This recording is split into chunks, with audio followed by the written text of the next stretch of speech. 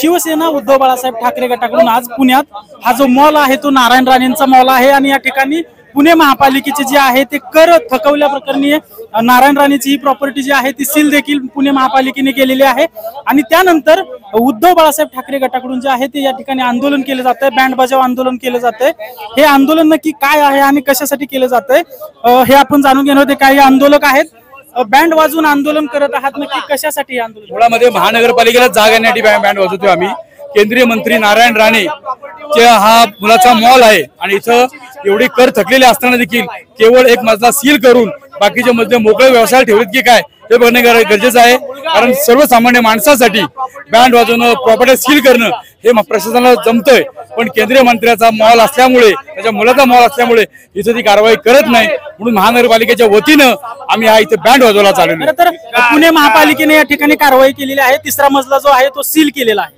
मुळामध्ये जो बंद होता मजला तो सील केलाय, जे चालू व्यवसायाचे मजले ते मोकळे सोडले त्यांनी, ते सील करावे। आपल्यासोबत ठाकरे गटाचे जे आहे ते शहर प्रमुख आहेत, तुम्ही या ठिकाणी आंदोलन करताय, खरं तर हे पालिकेने या ठिकाणी सील देखील केलेला आहे, पालिका पुढील कारवाई करत आहे। बरं, आपण आंदोलन कशासाठी करता? पालिकेने एकाच मजल्यावर कारवाई केली, अजून 2 मजल्यावर कारवाई बाकी आहे।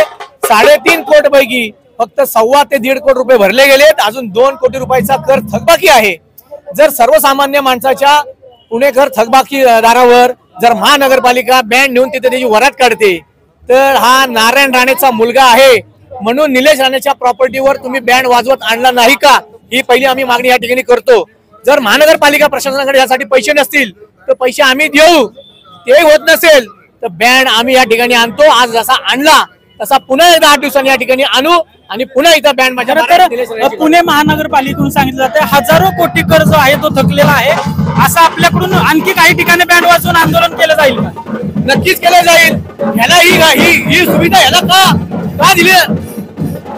जर सर्वसामान्य माणसावर ही कारवाई या प्रकारे बँड वाजवून होते तर या निलेश राणेवर अशा प्रकारची बँड वाजवण्याची कारवाई का होत नाही, हीच मागणी महत्वाची या ठिकाणी आहे।